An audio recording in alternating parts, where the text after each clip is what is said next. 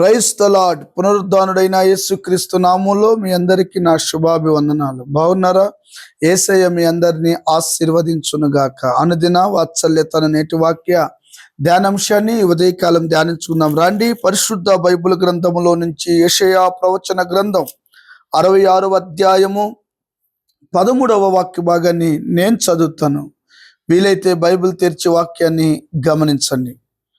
ఒకని తల్లి వానిని ఆదరించున్నట్లు నేను మిమ్మును ఆదరించేదను. యేసయ్యకి మహిమ కలుగునుగాక. దైవజనమా, ఈ వాక్యం విని వెంటనే నీ గుండెల్లో తెలియని దుఃఖం పుట్టుకొస్తుంది కదూ. ఈ వాక్యాన్ని చదివిన వెంటనే నీ కళ్ళల్లో నీళ్లు కదులుతున్నాయి కదూ. ఆదరణ లేక, ఆదరించేవారు లేక, హత్తుకునేవారు లేక, ఆప్తులు లేక, సహాయం చేసేవారు లేక, దిక్కుతోచని పరిస్థితుల్లో ఒంటరిగా నలిగిపోతున్నావు కదూ. భయపడాల్సిన అవసరం ఏమీ లేదు. నేను ప్రకటిస్తున్న యేసు ప్రభులు వారు ఎవరో తెలుసా? ఆయన నిన్ను ప్రేమిస్తున్నాడు. ఆయన నిన్ను ఘనపరిచే దేవుడు. ఆయన నిన్ను ఆదరించే దేవుడు. యేసు ప్రభు ఇంతకీ ఎవరో తెలుసా?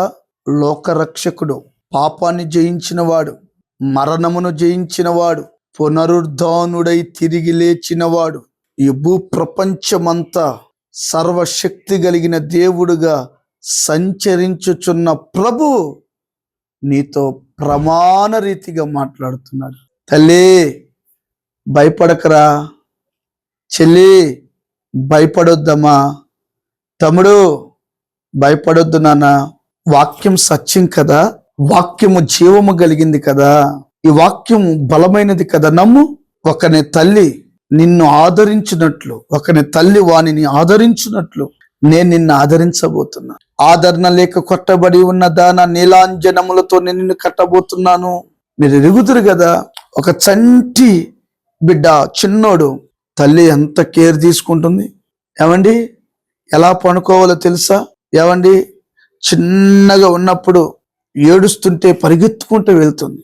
పాలు కావాలని అలాగలాగు మరి తిరుగుతూ ఉంటే తల్లి వాడికి చక్కగా పాలు ఇస్తుంది.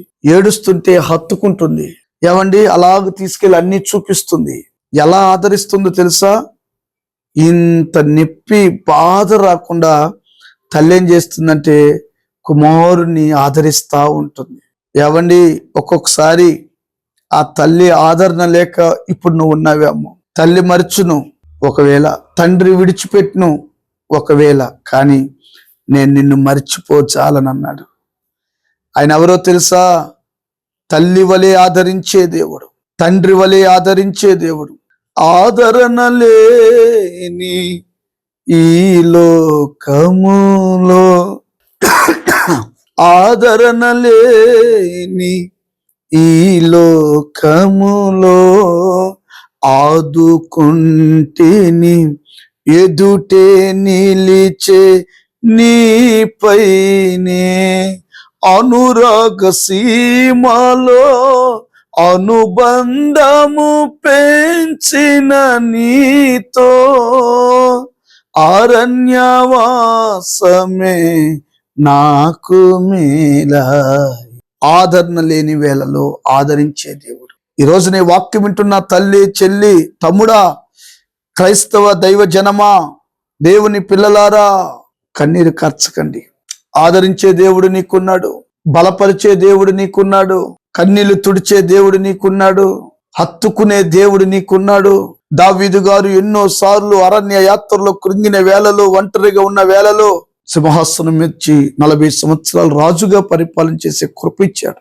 ఏమండి, యవన కాలంలో తల్లికి తండ్రికి దూరమై భీకర ధ్వని కలిగిన ఎడారిలో ఒంటరిగా బిక్కున కలవరపడుతుంటే యాకోబుకి దేవుడు రాత్రి దర్శనములో కనిపించి నేను నిన్ను ఆశీర్వదించబోతున్నానని చెప్పాడు. హత్తుకునే దేవుడండి, ఎత్తుకునే దేవుడండి, నడిపించే దేవుడండి, నీ కొరకు ప్రాణం పెట్టాడండి. భయపడొద్దు. అప్పులున్నాయని, ఆదరణ లేదని, ఒంటరిగానని, దిక్కులేని వాడినని కృంగిపోకు. ఆయన నిన్ను ఆదరించునుగాక. దేవునికి మహిమ కలుగునుగాక.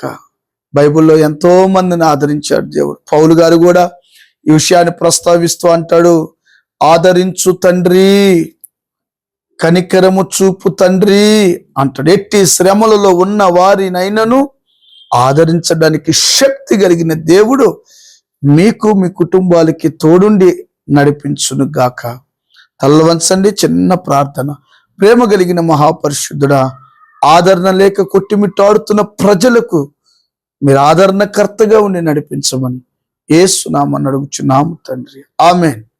Thank you. God bless you. దేవుడు మీ అందరినీ ఆశీర్వదించును గాక. ఆమేన్.